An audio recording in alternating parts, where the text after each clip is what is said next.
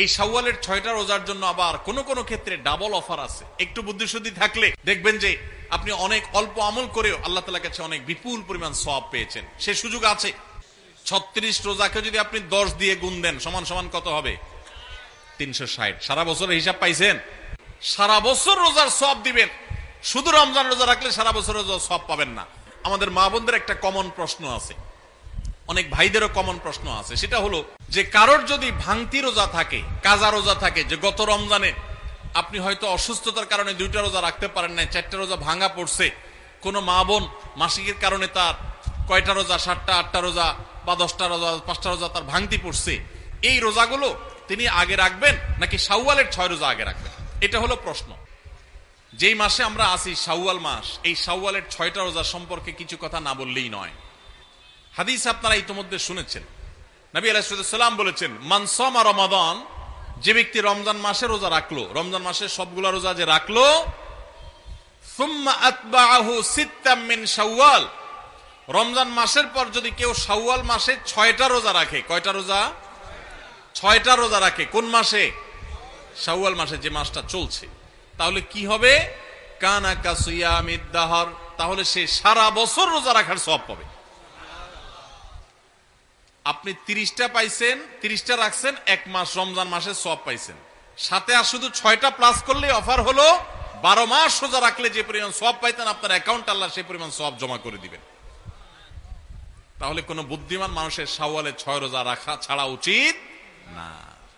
অনেক উলামা ইকরাম এই হাদিসকে ব্যাখ্যা করেছেন এইভাবে যে আল্লাহ রাব্বুল আলামিন সাধারণত নেক আমলগুলোকে 10 গুণ পর্যন্ত বাড়িয়ে দেন, কোন কোন ক্ষেত্রে আরো বেশি, দানের ক্ষেত্রে 700 গুণ আল্লাহ বাড়িয়ে দেন, কাউকে কাউকে হিসেব ছাড়া দেন। এই যে সাধারণত আল্লাহ তাআলা নেক আমল করলে কয় গুণ বাড়িয়ে দেন? 10 গুণ। কয় গুণ বাড়িয়ে দেন ভাই? 10 গুণ। তো আমরা রমজান মাসে রোজা রাখি, সাধারণত সারা মাস 30 হয় সর্বোচ্চ, কখনো কখনো 29 হয়, 30 বেশি তো আর হয় না। তাহলে 30 হলে 30টা রোজা আমরা রমজান মাসে রাখলাম, আর শাওয়ালে যদি 6টা রাখি তাহলে কয়টা হয়? 36 রোজাকে যদি আপনি 10 দিয়ে গুণ দেন সমান সমান কত হবে? 360। সারা বছরের হিসাব পাইছেন ভাইরা আমার?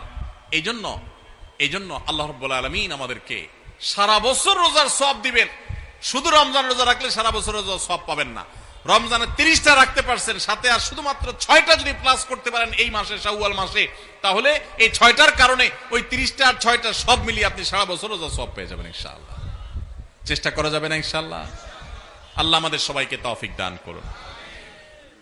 এই শাওয়ালের 6 রোজা নিয়ে আমাদের মা বোনদের একটা কমন প্রশ্ন আছে, অনেক ভাইদেরও কমন প্রশ্ন আছে, সেটা হলো যে কারোর যদি ভাঙতি রোজা থাকে, কাজা রোজা থাকে, যে গত রমজানে আপনি হয়তো অসুস্থতার কারণে 2টা রোজা রাখতে পারেন না, 4টা রোজা ভাঙা পড়ছে, কোন মা বোন মাসিকের কারণে তার কয়টা রোজা, 7টা 8টা রোজা বা 10টা রোজা 5টা রোজা তার ভাঙতি পড়ছে, এই রোজাগুলো তিনি আগে রাখবেন নাকি শাওয়ালের 6 রোজা আগে রাখবেন?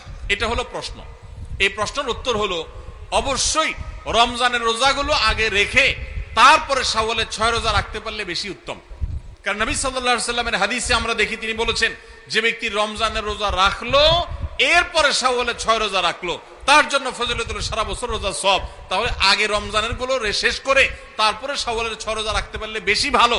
কিন্তু যদি কোনো মা বোন বা কোনো ভাই তার মনে হয় যে না, ভাঙতি রোজাগুলো রেখে তারপরে আবার শাওয়ালের 6 রোজা রাখা আমার জন্য কঠিন হবে, গড়ে 10-15টা রোজা রাখতে 1 মাসে আমার জন্য চাপ হয়ে যাবে, তাহলে যে কোনো একটা অপশন যদি বেছে নিতে হয় তাহলে আমি বলবো অবশ্যই আপনি শাওয়ালের 6 রোজা, যেহেতু শাওয়ালের পরে আর প্রযোজ্য হবে না, এর সব শাওয়ালের পরে আর পাবেন না, এজন্য শাওয়ালের গুলো আগে রেখে ফেলেন এবং কাজাগুলো যদি পরে রাখেন, ইনশাআল্লাহ আপনি পরিপূর্ণ সওয়াব পেয়ে যাবেন। তবে আগে যদি রমজানগুলো শেষ করতে পারেন সেটা বেশি উত্তম, সেটা বলাই বাহুল্য। তাহলে শাওয়ালের 6টা রোজা রাখার চেষ্টা করবো তো ইনশাআল্লাহ। এই শাওয়ালের 6টা রোজার জন্য আবার কোন কোন ক্ষেত্রে ডাবল অফার আছে। একটু বুদ্ধিশুদ্ধি থাকলে দেখবেন যে আপনি অনেক অল্প আমল করেও আল্লাহ তাআলার কাছে অনেক বিপুল পরিমাণ সওয়াব পেয়েছেন। সে সুযোগ আছে। যেমন এই শাওয়াল মাসেরও চাঁদের ওই যে 13, 14, 15 3টা দিন আছে না রোজা রাখা সুন্নাত, ওই দিনগুলো রোজা রাখেন, পাশাপাশি আপনি শাওয়ালের 6 রোজারও নিয়ত করেন, অর্থাৎ একসাথে ডাবল নিয়ত করেন, ইনশাআল্লাহ সেটা আদায় হয়ে যাবে। তাহলে ডাবল নিয়ত হয়ে গেল। সোমবার বৃহস্পতিবারের সাথে আপনি প্লাস করতে পারেন, কিন্তু যদি সোম বৃহস্পতিবার আর চাঁদের 13, 14, 15কে আলাদা রেখে এটাকে 6টা রাখেন, তাহলে তো সবচেয়ে উত্তম, সেটা বলাই বাহুল্য। তাহলে শাওয়ালে 6 রোজা রাখবো তো ইনশাআল্লাহ। আপনার যেদিন সুবিধা হয় সেদিন রাখেন, এক নাগাড়ে রাখা জরুরি না। শাওয়ালে 6 রোজা রাখা, এটা নিয়ম হলো সারা মাসের ভিতর রাখলেই হবে, শাওয়াল মাস শেষ আর হবে না, শাওয়ালের ভিতরে 6টা রোজা রাখে শেষ করতে হবে। এই জন্য আপনি ধারাবাহিক টানা রাখতে হবে এমন কোনো কথা নাই।